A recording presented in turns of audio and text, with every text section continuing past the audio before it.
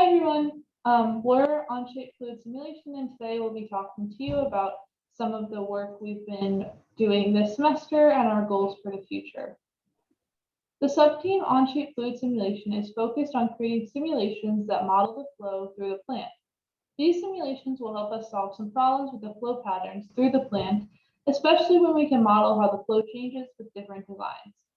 Onshape Fluid Simulation is using the program SimScale in order to create the computational fluid dynamics or CFD simulations of the flow patterns. This semester, we're looking into the flow in the entrance tank and trying to diagnose the root cause of the issues that are occurring in the Agua Clara plants. So the first step to solving any CFD problem is to import the geometry of the object you want to model the flow of. SimScale is a great program for Agua Clara because it has a connector app with Onshape. Onshape is the CADing software that Aid Onshape uses to create 3D models of Agua Clara's unit processes. So we can use the app to directly import CAD models into the workspace of SimScale and use them as our geometry. This will be very useful when there are updates to the design of the plant because we can just import a new geometry instead of creating a new one in the environment.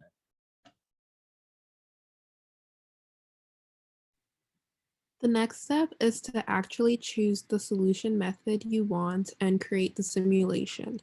As shown, there are a lot of different options of solutions to choose from.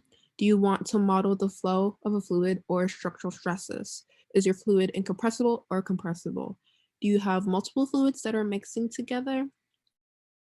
This is the first important decision anyone has to make when creating a simulation.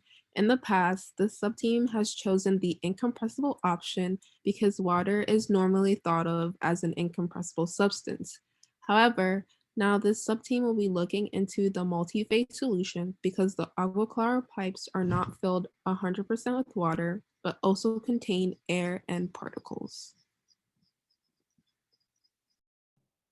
Any CFD program uses a mesh to solve for the properties across the geometry. The figure on the left shows the mesh of an object. The intersection points of the mesh are called nodes, and these are the locations where the fluid properties are solved for. It would be impossible for the program to solve for the fluid properties at every single location in the flow, so instead it only solves for the properties at a finite number of nodes. The number of nodes is set by the user.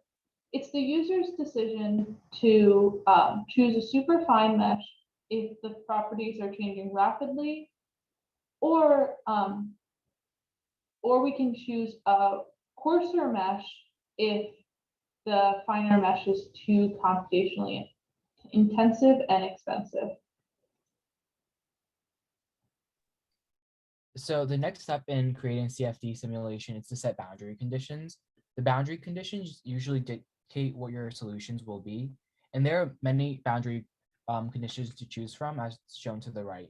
If I choose a velocity inlet as a boundary condition, that would mean that the water is flowing into my control volume at that location. And if I chose like a velocity outlet, that's where the water would be flowing out. Another boundary condition would be like the wall boundary condition, which utilizes the no-slip condition that would exist at any wall in a system.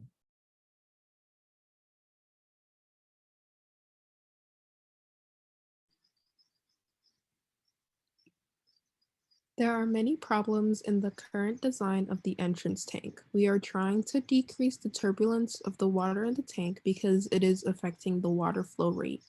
The turbulence also affects the chemical dosage controller, which affects the dosing of chemicals in the water, such as chlorine and cleaning agents, which is dangerous because high levels can be carcinogenic, while lower levels prevent water from being cleaned thoroughly.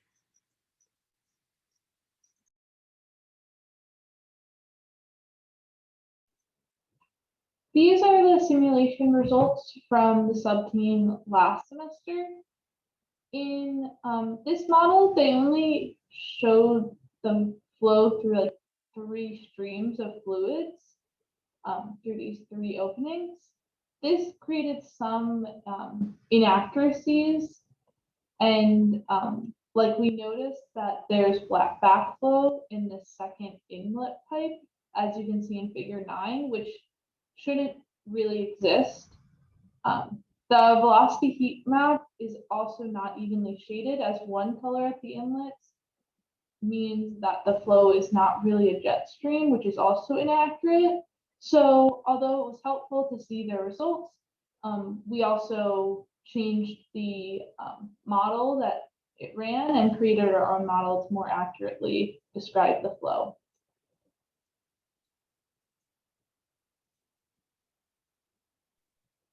So we have developed a new geometry with our mentor Felix to more accurately depict the actual tank with some simplifications. On the top, we see the model from Onshape with the entrance tank, which is like to the right, and then that little white bar you see, that would be the trash rack, and then the red rods are like little plugs to plug the drainage of like sediments, and then to the very left we see the L farm.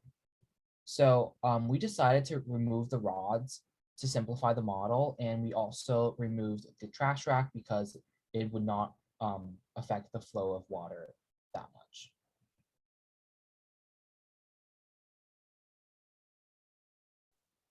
We have been running a lot of simulations using this new geometry.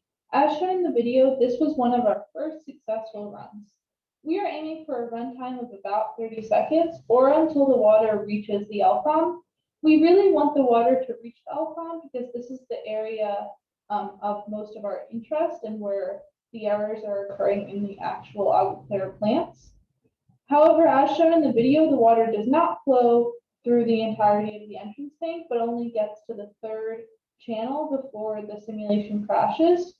We have tried to change our settings so the simulation is more accurate and shows a longer runtime.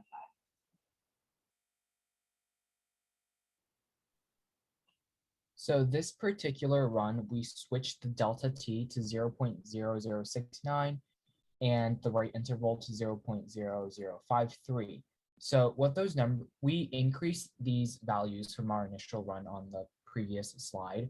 All that means is that we're decreasing the accuracy of these calculations per 0.0053 seconds, but we're allowing the simulation to go further. So we got up to around 19 seconds of simulation, but as you can see, the water still did not reach the LFOM. So with our core hour limitations in mind, we decided to simulate the water flow in potentially like another way, which we will explore later on.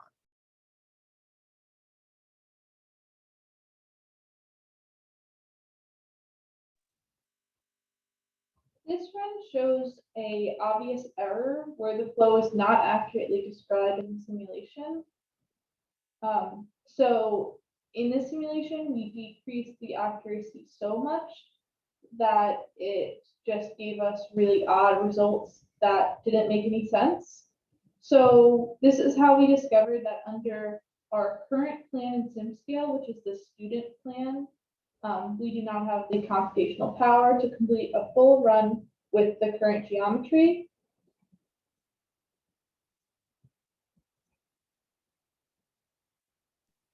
The next step was to adjust the tank geometries to get a much more simplified design that would allow the fluid simulation to reach the LFOM, which is the outlet pipe.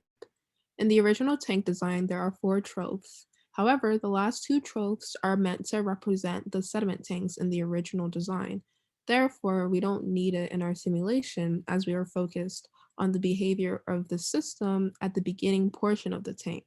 So, in order to allow our simulation to run to completion, we have created 2 new geometries. One with 2 troughs that doesn't account for the sediment tanks and potentially allows the fluid to reach the LFOM, and another with 3 troughs that does account for one of the sediment tanks and potentially allows the fluid to reach the LFOM. Something else we explored was to add an initial phase of water in our original tank design. So as you can see in the video, the clear bottom parts of the stimulation, that's like the initial phase of water. We hope to decrease the runtime while modeling this simulation because we wouldn't be filling a tank from a water level of 0. Though we ran into some issues, as you can see, there's the water mixing that we expected to see was not really being shown. And the simulation only lasted 8 seconds before the core hour ran out. But the good thing is we do see the water reaching the L-FOM. So this is an option we will be exploring further.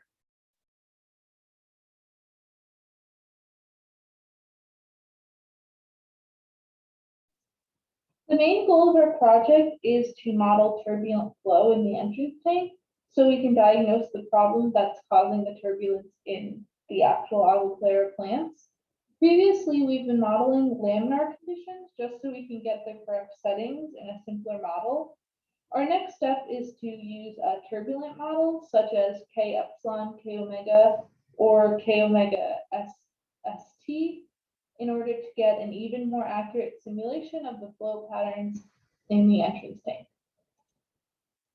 Thank you, and feel free to email us if you have any questions or recommendations.